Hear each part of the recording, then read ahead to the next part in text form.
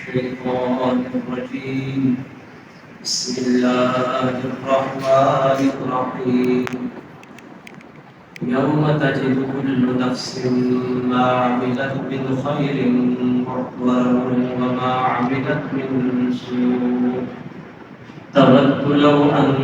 بينها وبينه أمدا بعيدا ويحذركم الله نفسه والله رؤوف بالعباد صدق الله مولانا العظيم إن الله وملائكته يصلون على النبي يا أيها الذين آمنوا صلوا عليه وسلموا تسليما اللهم صل على سيدنا ومولانا محمد وعلى آل سيدنا ومولانا محمد وبارك وسلم الصلاة والسلام عليك يا رسول الله وعلى آلك وأصحابك يا حبيب الله الصلاة والسلام عليك يا رحمة للعالمين وعلى آلك وأصحابك يا شفيع المذنبين حاضرین محترم، اللہ رب العزت نے انسان کو مقصد کام کے لیے پیدا فرمایا اور اسے زندگی بھی مقصد گزارنے کی تلقین فرمائی، یہ ترغیب بھی دلائی کہ اپنی زندگی کو فضولیات میں اور لہو و لعب میں اور غفلت طاری کرنے والے کاموں میں گزارنے سے اپنے آپ کو بچاؤ۔ جس دور سے میں اور آپ گزر رہے ہیں یہ دور فضولیات کے عروج کا دور ہے، اور اس وقت ہماری اکثریت بامقصد کاموں سے ہٹ کے بے مقصد کاموں کی طرف مشغول ہو گئی ہے، اور زندگی میں غفلت کا بہت بڑا اثر ہے، اور ہمیں احساس بھی نہیں ہو رہا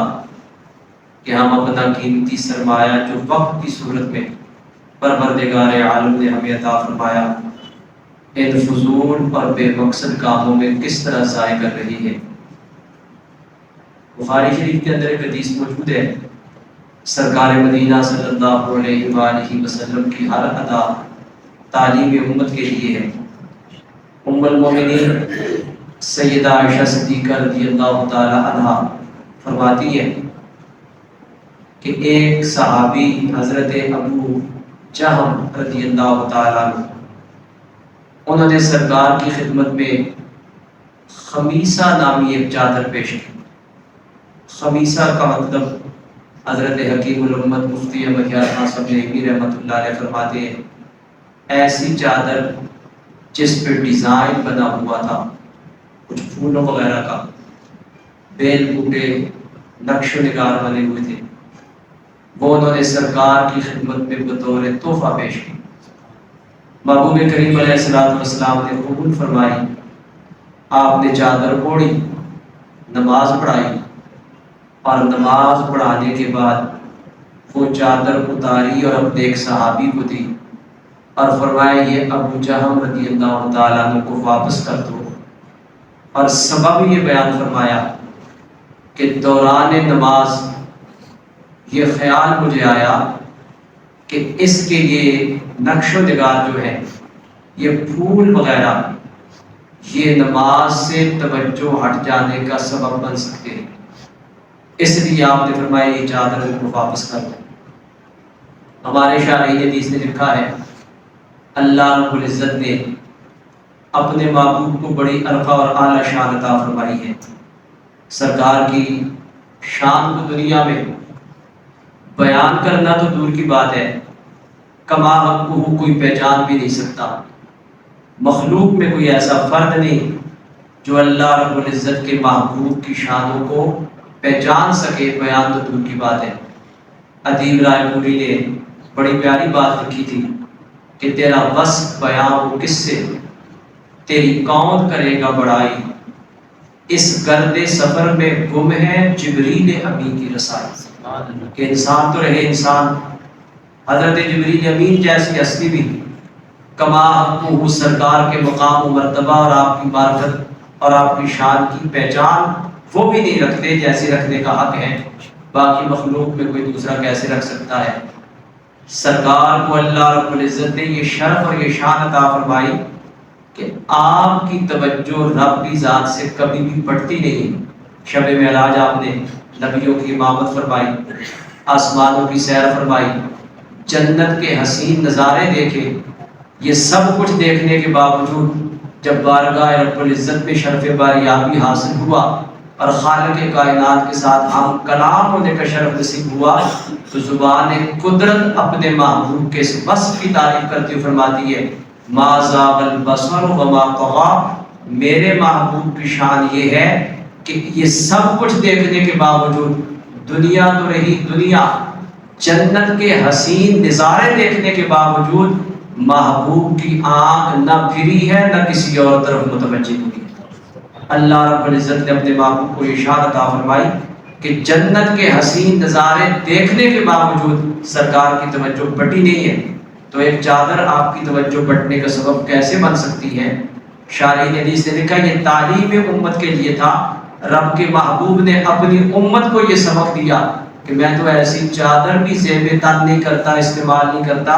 توجہ بٹ جانے کا جو باعث بن سکتی ہو۔ امت کو یہ سبق دیا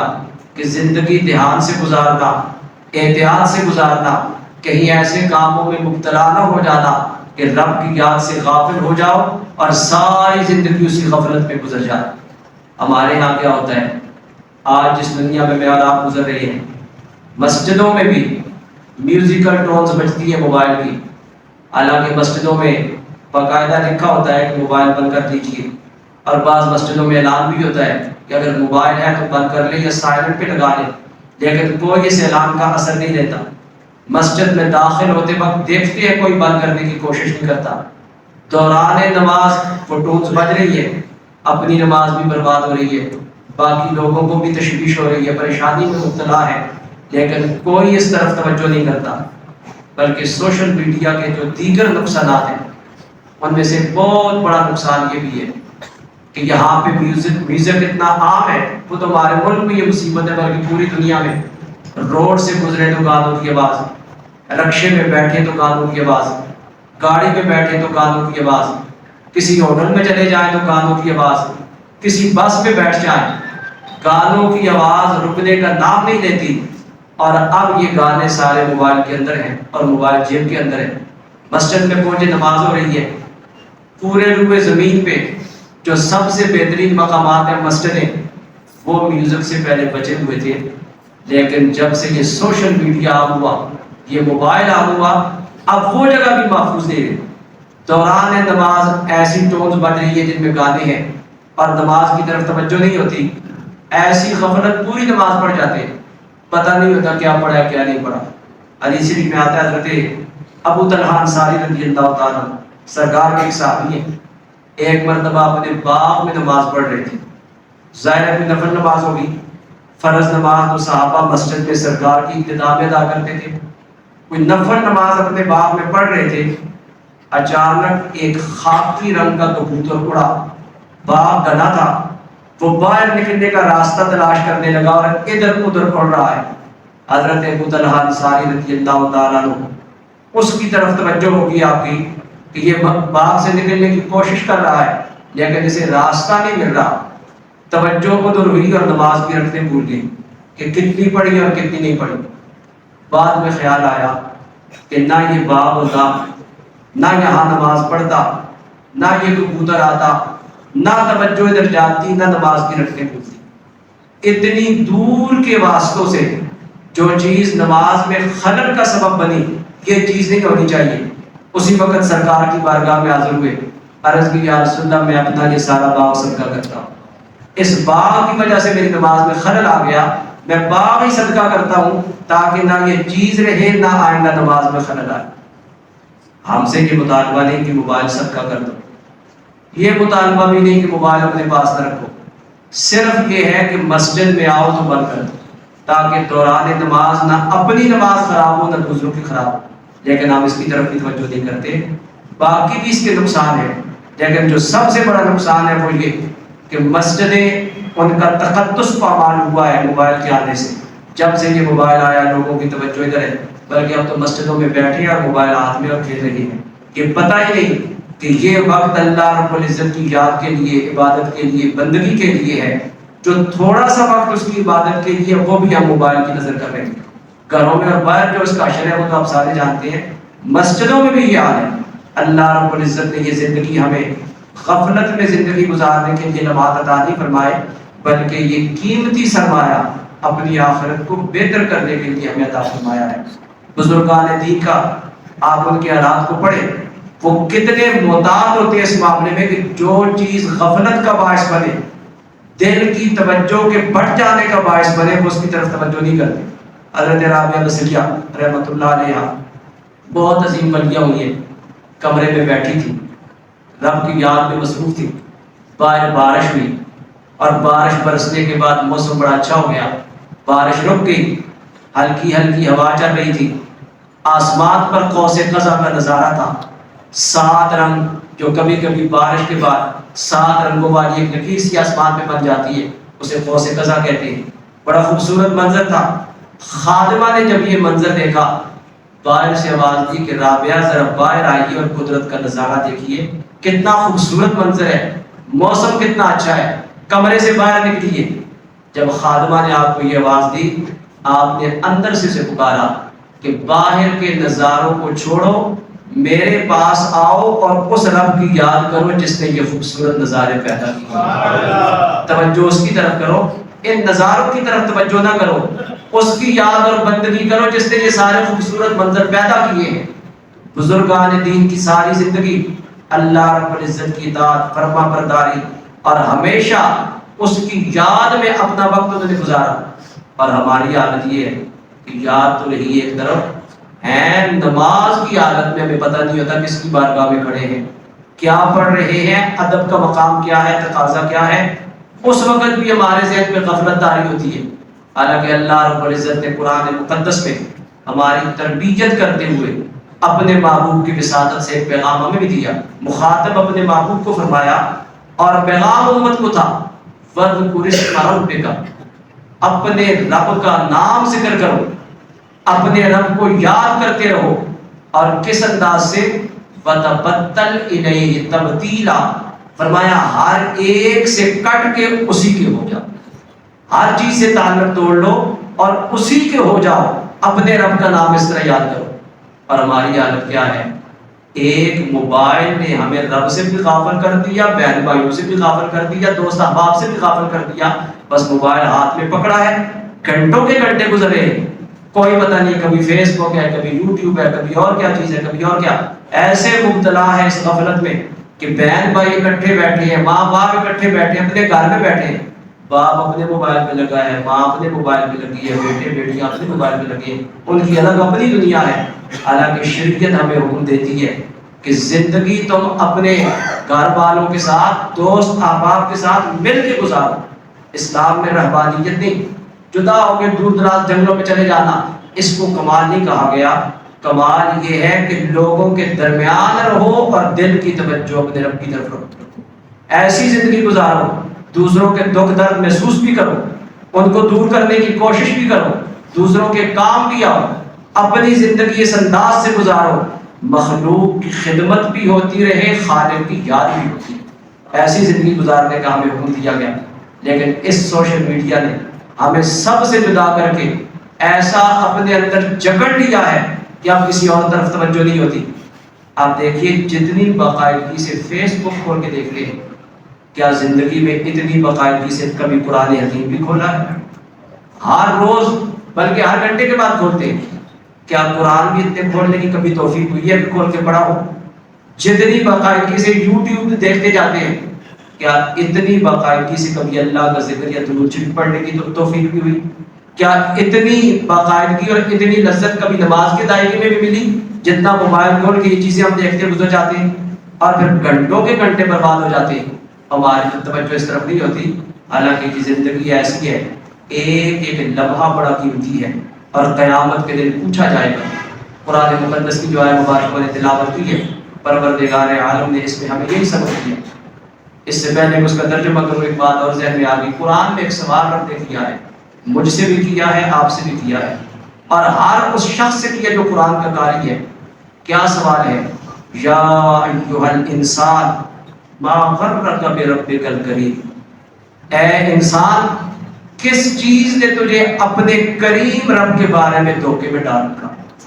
وہ رب جو بڑا کریم ہے، کس چیز نے تجھے اس کے بارے میں دھوکے میں ڈال دیا کہ تو اس کی چاشنی اور لذت میں مشغول ہو گیا اور جو کریم رب ہے اس کو بھول گیا ہے؟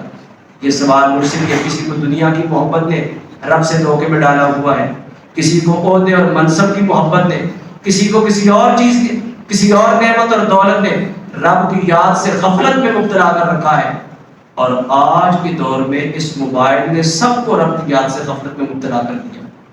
میں یہ نہیں کہتا کہ سوشل میڈیا کے نقصان ہے، فائدے بھی ہوں گے۔ ظاہر ہے دوستوں سے، دوست احباب سے، اپنے رشتہ داروں سے رابطوں میں اب آسانی ہو گئی ہے، گھنٹوں اور مہینوں کے کام دنوں میں اور منٹوں میں ہونے لگے ہیں، اور بھی کئی فائدے ہیں، لیکن اچھے مقصد کے لیے استعمال کم ہے اور برے مقصد کے لیے استعمال بہت زیادہ ہے۔ اس کی مثال ہمارے بزرگان دین فرماتے ہیں ایسے ہی ہے۔ قرآن نے جوئے اور شراب کے بارے میں فرمایا تھا یہ حرام ہے، اور سورہ بقرہ میں فرمایا وَمَنَافِعُ لِلنَّاسِ وَإِثْمُهُمَا أَكْبَرُ مِن نَفْعِهِمَا،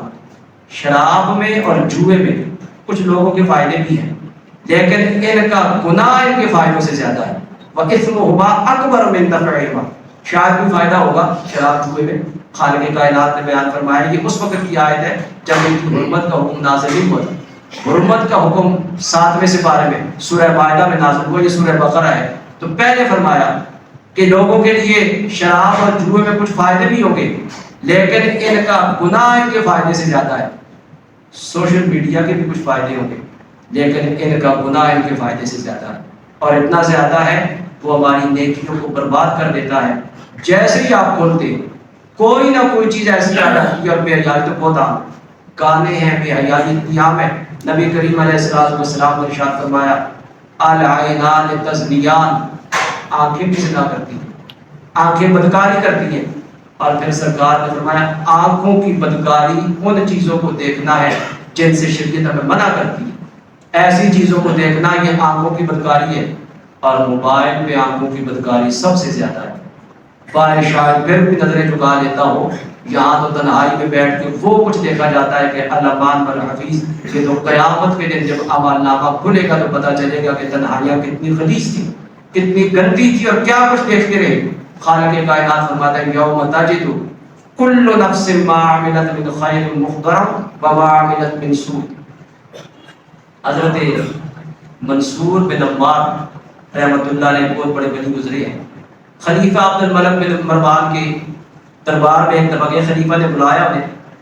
جب وہ خلیفہ کے دربار میں گئے تو اسے سمجھا یہ کوئی مجذوب دیوانہ ہے۔ وہ کہنے لگا کہ منصور تمہیں میں ایک سوال دیتا ہوں اور 1 سال کا ٹائم دیتا ہوں، 1 سال کے اندر اس سوال کے جواب تلاش کرو، اور پھر جب جواب مل جائے تو مجھے بتانا۔ آپ نے فرمایا کون سا سوال ہے؟ کہنے لگا سوال یہ ہے کہ مجھے بتاؤ دنیا میں سب سے زیادہ عقل مند شخص کون ہے، اور دنیا میں سب سے بڑا جاہل کون ہے؟ یہ سوال ہے، پورے سال کا ٹائم ہے، جواب تلاش کرو، جب جواب مل جائے تو آپ بتانا۔ آپ نے فرمایا ٹھیک ہے۔ جیسے ہی دربار سے نکلے، دروازے تک پہنچے تو پھر لوٹ آئے۔ پوچھا خلیفہ نے کیوں لوٹ آئے ہو؟ فرمایا جواب مل گیا ہے۔ اس نے پوچھا کون سا جواب ہے؟ فرمایا سب سے زیادہ عقل مند وہ ہے جو اپنی زندگی کو نیکیوں کا نور دیتا ہے، زندگی نیکیوں میں گزارتا ہے، اور سب سے بڑا جاہل وہ ہے جو زندگی گناہوں بری بسر کرتا ہے، اور گناہوں جیسی زندگی بسر کرتے ہوئے رب کے عذاب سے بے خوف ہو گیا ہے اور سمجھتا ہے میری نجات ہو جائے۔ وہ سب سے بڑا جاہل ہے کہ سارے کام اس کی نافرمانی والے کر رہا ہے اور مطمئن ہے کہ میری بھی بخشش ہو جائے گی، میری نجات ہو جائے گی۔ جیسے ہی آپ نے یہ کہا خلیفہ عبد الملک بن مروان اس کے چہرے کا رنگ متغیر ہو گیا، بدل گیا، کہنے لگا منصور کوئی دلیل بھی ہے؟ فرمایا ہاں دلیل قرآن کی آیت ہے، خالق کائنات فرماتے ہیں یوم تجد کل نفس ما عملت من خیر محضرا وما عملت من سوء، وہ دن کیسا دن ہوگا جس دن ہر شخص جب رب کی بارگاہ میں جائے گا، کل نفس ہر شخص ما عملت من خیر محضرا وما عملت من سوء، ہر اس چیز کو اپنے سامنے حاضر اور موجود پائے گا، جو اس نے نیکی کی وہ بھی موجود ہوگی، جو برائی کی وہ بھی موجود ہوگی۔ تبت لو ان بینہا و بینہ امدا بعیدا، اور اس وقت وہ یہ تمنا کرے گا، یہ قرآن کی آیت ہے، اس وقت یہ تمنا کرے گا کہ کاش اس کے درمیان اور اس کے اس عمل کے درمیان دور دراز کی کوئی مدت حائل ہو گئی ہوتی، دور دراز کا فاصلہ ہوتا۔ وَيُحَذِّرُكُمُ اللَّهُ نَفْسَهُ، اور اللہ تمہیں اپنے عذاب سے ڈراتا ہے، وَاللَّهُ رَءُوفٌ بِالْعِبَادِ، اور اللہ اپنے بندوں پہ بڑی شفقت فرمانے والا، بڑا رحم فرمانے والا۔ یہ اس کا ترجمہ آیت کا، یہ آیت پڑھی، خلیفہ منصور پوچھنے لگا، خلیفہ عبد الملک پوچھنے لگا کہ اے منصور وَيُحَذِّرُكُمُ اللَّهُ نَفْسَهُ، اللہ تمہیں اپنے عذاب سے ڈراتا ہے، اس کا کیا مطلب ہے؟ فرمایا اس کا مطلب یہ ہے کہ کوئی شخص زندگی ساری گناہوں میں گزارے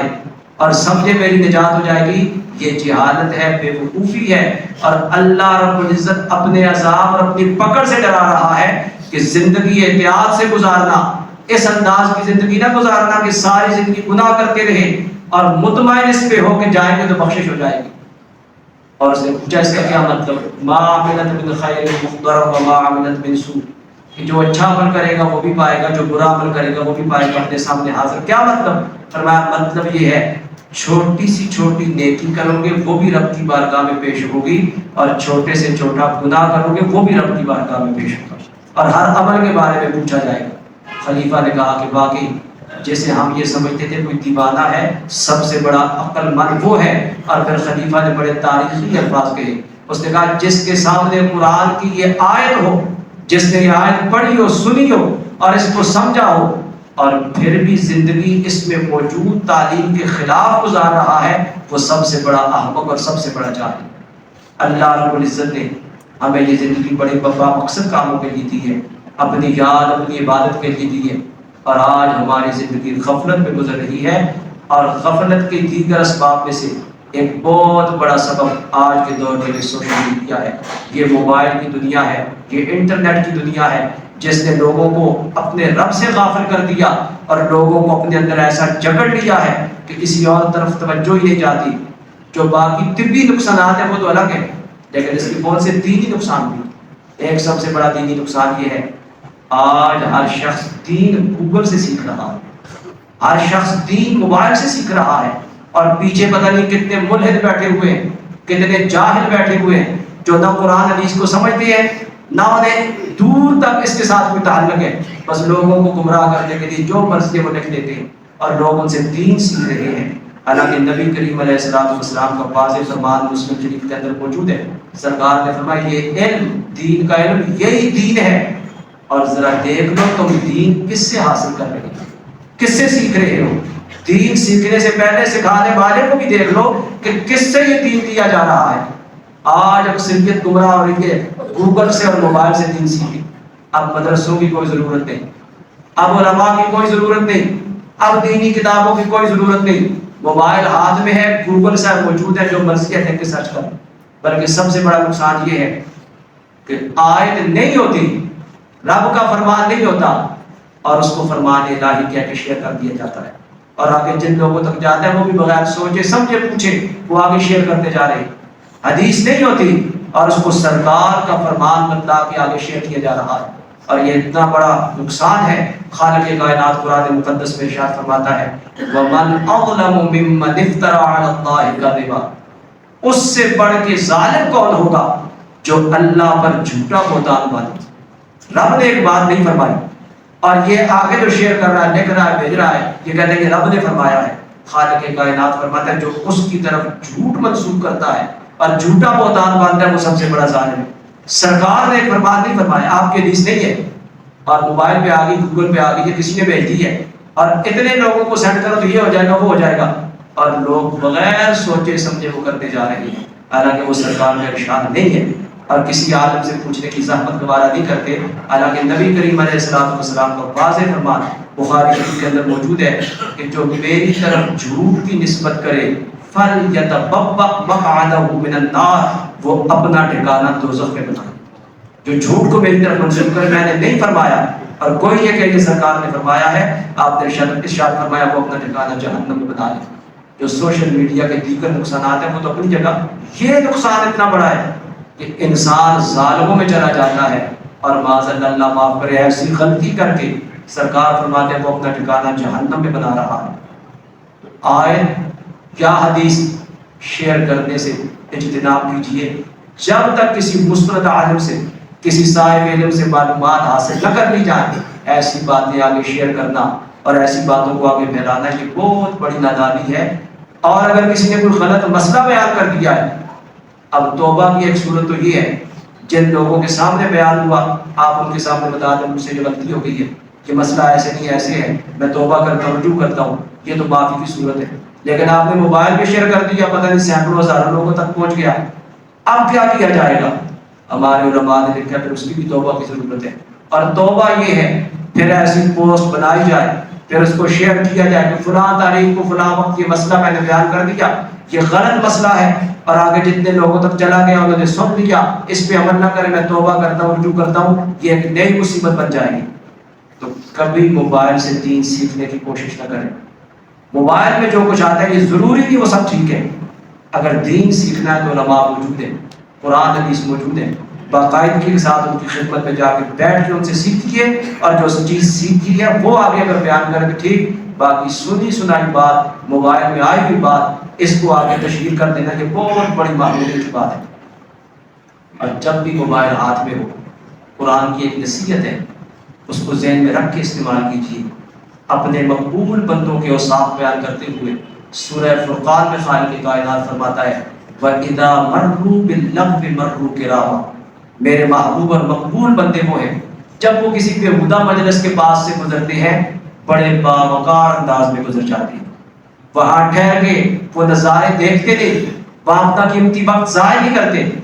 پہلے تو گزرتے نہیں، اور اگر کبھی گزرنا پڑے تو باوقار انداز میں وقت ضائع کیے بغیر وہاں سے گزر جاتے ہیں۔ جب بھی یہ ہاتھ میں ہو تو کھولنے سے پہلے دیکھ لیں، بہت سی بیہودہ باتیں بھی ذہن میں آئیں گی۔ رب کے محبوبوں کی اور مقبولوں کی جو صرف خالق کائنات قرآن میں بیان کرتا ہے کہ وہ بیہودہ مجلسوں کے قریب سے باوقار انداز میں گزر جاتے ہیں، اگر کوئی ایسی چیز سامنے آ جائے تو باوقار انداز سے نگاہیں پھیر لیجئے اور اس کی طرف توجہ نہ کیجئے، ورنہ اگر آپ اس پہ لگے کوئی ایسی ایڈ آ گئی، کوئی ایسی چیز آ گئی، کلک کر کے کھول لیا، پھر آگے تو پورا وہ ایک بازار کھل جاتا ہے، پھر تو انسان کو فرصت ہی نہیں ملتی، وہ دیکھتے دیکھتے ایسا گم ہوتا ہے کہ گھنٹوں کے گھنٹے گزر جاتے ہیں۔ لیکن قیامت والے دن ایک ایک عمل کے بارے میں پوچھا جائے گا۔ نبی کریم علیہ السلام نے فرمایا ابن آدم قیامت کے دن اس وقت تک اپنی جگہ سے قدم بھی نہیں ہٹا سکے گا جب تک وہ 5 سوالوں کے جواب نہیں دے گا۔ خالق کائنات پوچھے گا اور وہ قدم بھی نہیں ہٹا سکتا۔ باقی سوال بھی ہیں اور ان میں ایک سوال یہ بھی ہے کہ میں نے تمہیں زندگی دی تھی، زندگی کن کاموں میں گزار کے آئے، ایک ایک چیز کے بارے میں پوچھا جائے گا۔ زندگی دی، زندگی کن کاموں میں گزاری،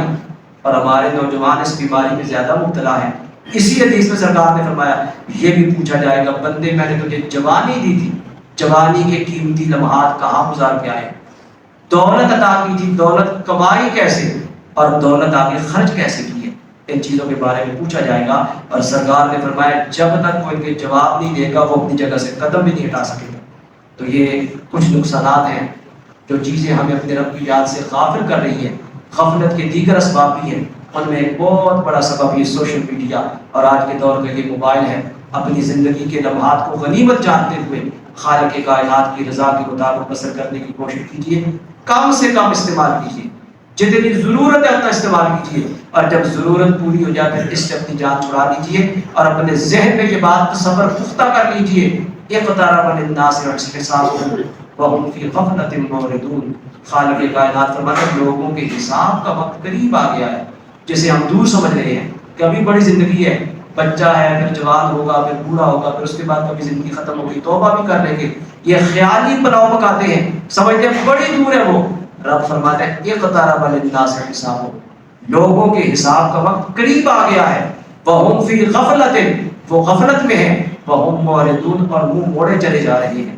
ہم جسے دور سمجھتے ہیں، خالق کائنات فرماتا ہے وہ وقت قریب آ گیا ہے. کوئی پتہ نہیں اگلے لمحے کیسے حالات آ جائے، کیسا وقت آ جائے. توبہ کی توفیق بھی ملے یا نہ ملے، جو لمحات اس نے عطا کر دیے غنیمت جانتے ہوئے اس کی یاد اور اس کی عبادت میں اثر کرنے کی کوشش کیجیے. پروردگار عالم سوشل میڈیا کی تباہ کاریوں سے ہم سب کو محفوظ فرمائے اور ہمیں اوقات زندگی کو قیمتی بنانے کی توفیق عطا فرمائے. وما علینا